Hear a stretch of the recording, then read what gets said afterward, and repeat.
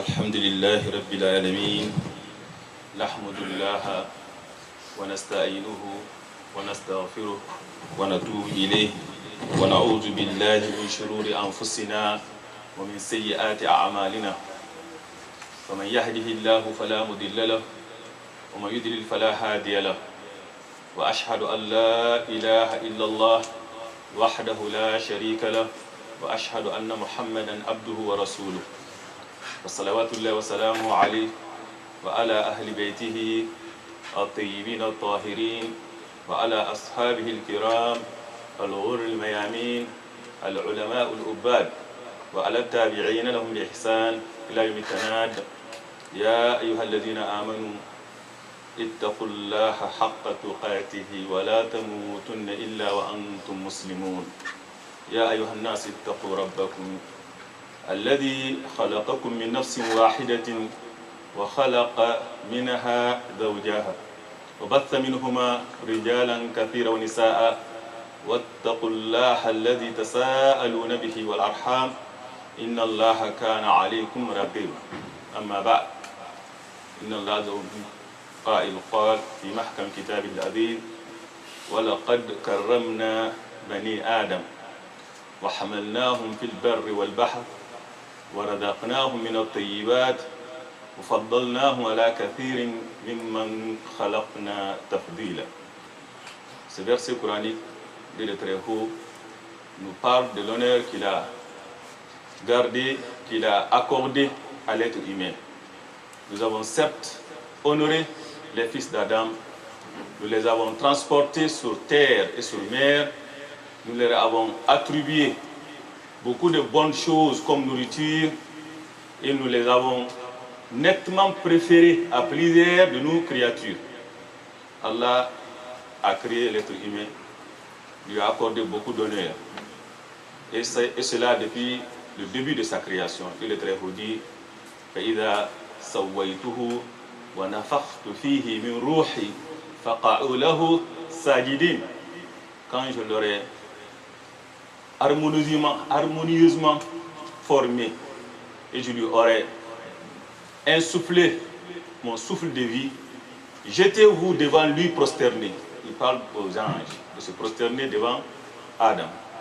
Et il est très haut dit قال يا إبليس ما منعك أن تسجد لما خلقت بيدي. Qu'est-ce qui t'empêche de te prosterner devant celui que j'ai créé de mes mains? Donc Allah a honoré l'être humain en lui donnant une forme parfaite et aussi en demandant aux anges de se prosterner devant lui. Et il l'a honoré car la demeure qu'il a choisie pour lui, c'était le paradis. وَقُلْنَا يَا آدَمْ أُسْكُنْ أَنْتَ وَزَوْجُكَ الْجَنَّةَ وَكُلَا مِنْهَا رَغَدًا حَيْثُ شِئْتُمَا وَلَا تَقْرَبَا هذه الشجرة فتكون من الظالمين. Nous dîmes ô Adam, habite le paradis, toi et ton épouse, et nourrissez-en vous de partout à votre guise. Cet honneur, Allah a accordé à l'être humain. Mais malheureusement, quel était le comportement d'Adam? وَعَصَى آدَمُ رَبَّهُ فَغَوَى. Et malheureusement, Adam a désobéi son Seigneur et il s'est égaré. Et Dieu encore va l'honorer. Cet honneur, c'est en lui accordant son pardon. فَتَلَقَّى آدَمْ مِنْ رَبِّهِ كَلِمَاتٍ فَتَابَ عَلَيْهِ إِنَّهُ هُوَ التَّوَّابُ الرَّحِيمُ. Adam reçut des paroles de la part de son Seigneur. Allah lui accorda son pardon car il est le plus grand accueillant au repentir. Et la destination sur terre. Et sur cette terre aussi, Dieu lui a désigné comme vicaire et a assujetti tout ce qui est sur cette terre. Celui qui vous a créé tout ce qui est sur terre. Et il nous a donné les moyens qui nous permettent de retourner vers lui, au paradis. Car c'est ça que Dieu a voulu pour nous. Et cela, la façon dont Dieu nous a créés. فأقم وجهك للدين حنيفا فطرة الله التي فطر الناس عليها لا تبديل لخلق الله ذلك الدين القيم ولكن أكثر الناس لا يعلمون. Il dit, dirige ton être tout entier vers la religion exclusivement à Allah, qui est vouée exclusivement à Allah. Voici la nature qu'Allah a originellement donnée aux hommes, naturellement. Et le prophète sallallahu alayhi wa sallam nous a expliqué Ma min mawloud, ou kullu mawloudin yulad ala al-fitra, wa abwahu yuhawwidani, ou yunassirani, ou yumajjisani. Il dit que tout être humain vient au monde en ayant cette nature sainte originelle d'accepter la vérité, que Dieu est unique. Sauf que ses parents qui altèrent, qui le fait de lui d'autres adeptes que l'islam. Donc on voit très bien par sa miséricorde, et il nous a donné aussi l'intelligence malgré tout ça, que les parents ne font pas leur travail. Dieu a mis dans nous l'intelligence. Wallahu akhrajakum min butuni ummahatikum la ta'lamuna shay'a wa ja'ala lakum as-sam'a wal absar wal af'idata la'allakum tashkurun. Celui qui vous a fait sortir des ventres de vos mères, dénu de tout savoir, et vous a accordé lui et l'intelligence, la foi, le cœur, afin que vous soyez reconnaissants. Tout cela, c'est pour nous aider vraiment à se diriger vers la voie droite, la voie qui nous mène vers le paradis. Et ça aussi, Dieu le très haut sait que nous sommes faibles.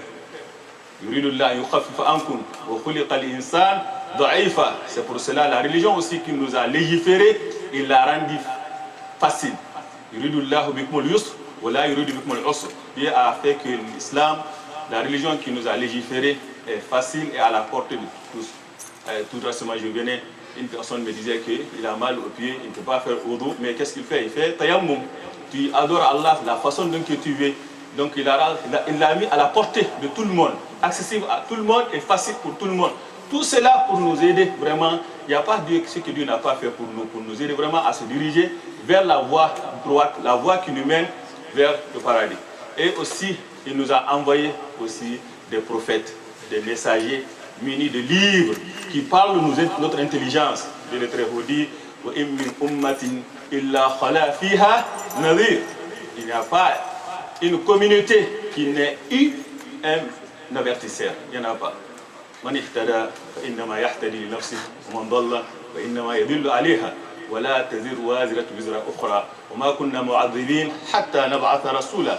Quiconque se guide alors prend le droit chemin, il le fait pour lui-même. Celui qui s'égare, il ne s'égare que son propre détriment. Allah dit qu'il n'a jamais puni aucune nation sans lui avoir envoyé un messager. Et Dieu sait que nous sommes faibles et que malgré tout ça, à cause de notre faiblesse, il y en a qui n'arrivent pas vraiment à entreprendre, à consacrer leur vie que Dieu nous a donnée, et il nous a facilité tout pour son adoration. Il nous a donné des occasions culturelles exceptionnelles, qui nous permettent de compenser les manquements qu'il peut y avoir. Parmi ces occasions culturelles exceptionnelles figurent les 10 premiers jours des Dhul-Hijjah. Tout ça par sa miséricorde, par sa bonté infinie. Il n'y a pas, Dieu nous a accordé beaucoup de bienfaits.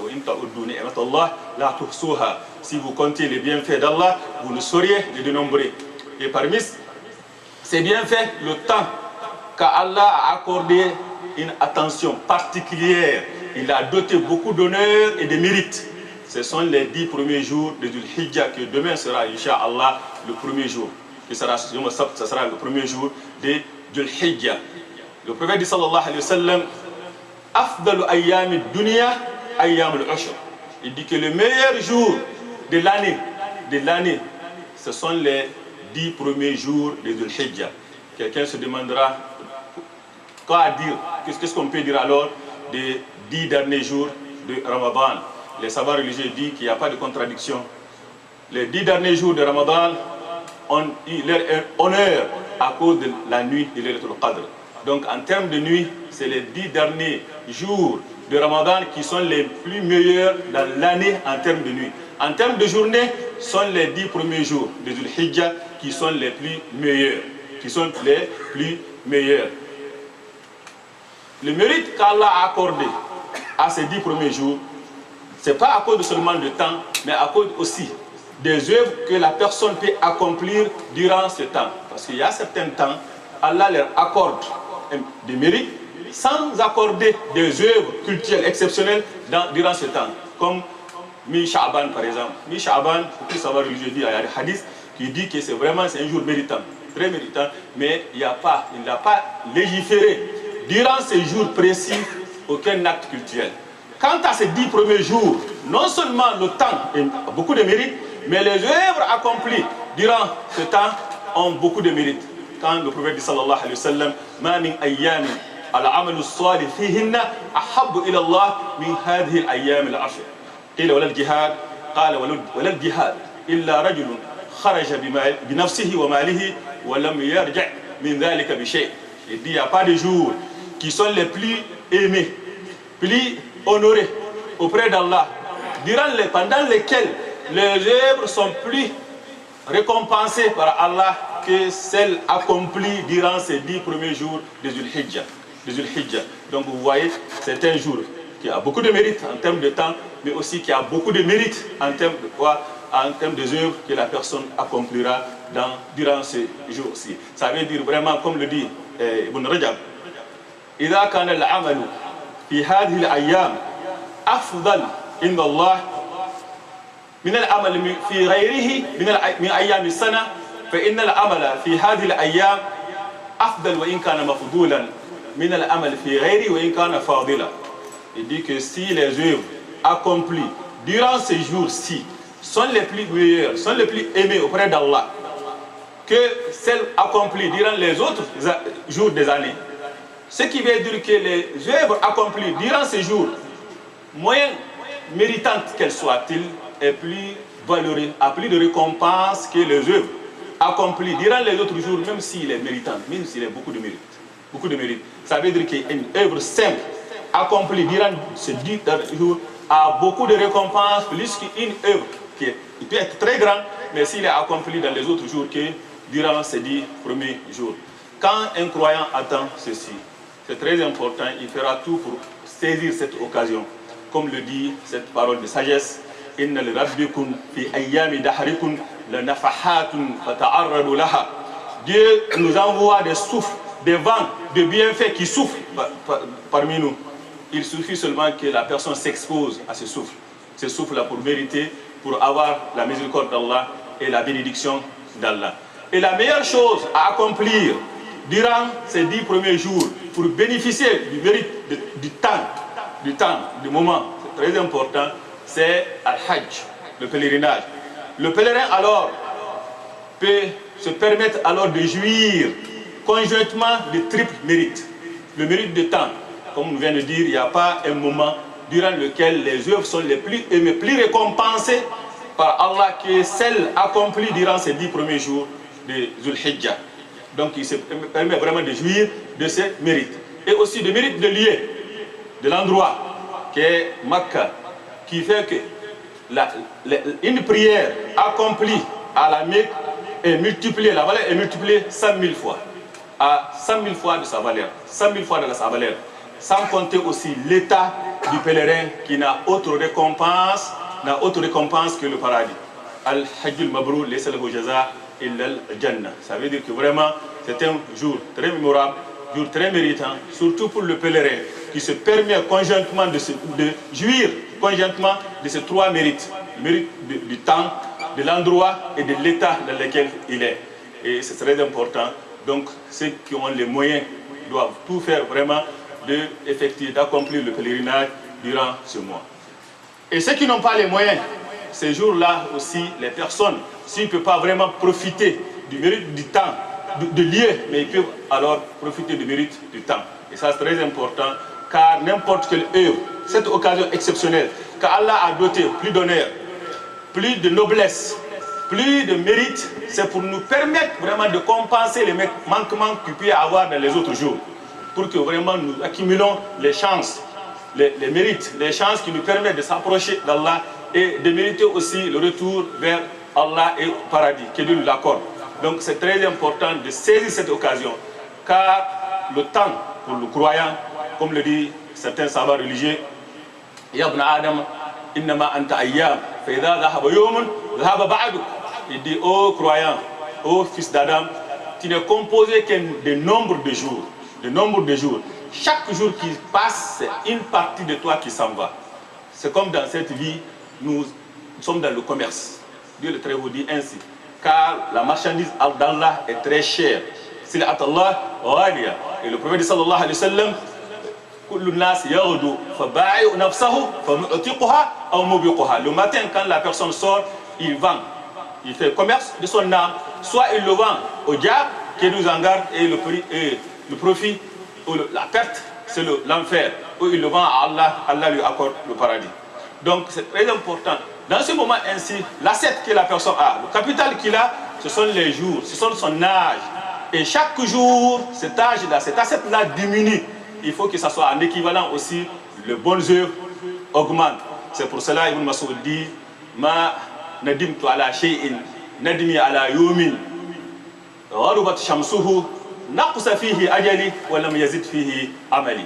Il dit, je n'ai jamais eu un regret plus grand que pour un jour durant lequel j'ai vu le soleil se coucher, qui a fait que les œuvres, mon âge diminue sans qu'en proportionnellement s'augmente mes œuvres. Donc cette raison pour les bonnes œuvres doit augmenter chaque jour. Donc et Dieu le Très-Haut nous donne exceptionnellement des jours, des moments cultuels exceptionnels pour nous permettre vraiment d'accéder au paradis, aux félicités et aussi de maximiser notre chance d'aller au paradis et surtout de compenser les manquements qu'il peut y avoir dans les autres moments. أقول قولي هذا واستغفر الله لي ولكم فاستغفروه غفور رحيم. الحمد لله رب العالمين والصلاة والسلام على المبعوث رحمة بالعالمين. Très chers frères et sœurs, dans un hadith qui a été rapporté par Ibn Abbas et il a été mentionné par Saïd ibn Jubayr qui dit ما من أيام العمل ما من عمل أذكى عند الله وأحب إليه من خير تعمله في عشر الأضاحي. Il dit il n'y a pas un moment, il n'y a pas une œuvre qui est plus aimée auprès d'Allah que celle accomplie durant les premiers jours de Dhul Hijjah. Et la personne qui a rapporté ceci de Ibn Abbas, Saïd ibn Jubayr, فإذا دخل العشر اجتهد في العبادات اجتهادا حتى لا يكاد يقدر عليه. Dès qu'il rentre les premiers jours, des 10 premiers jours de Dhul Hijjah, il redouble l'ardeur à tel point qu'il ne peut pas soutenir, qu'il ne peut pas supporter, tellement qu'il redouble l'ardeur de l'adoration d'Allah.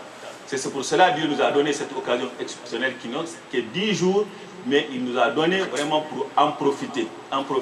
Et la meilleure chose à profiter, on dit pour un pèlerin, oui, mais celui qui ne va pas au pèlerinage doit d'abord, dans toutes les situations pareilles, se repentir. Le repentir vient d'abord avant tout.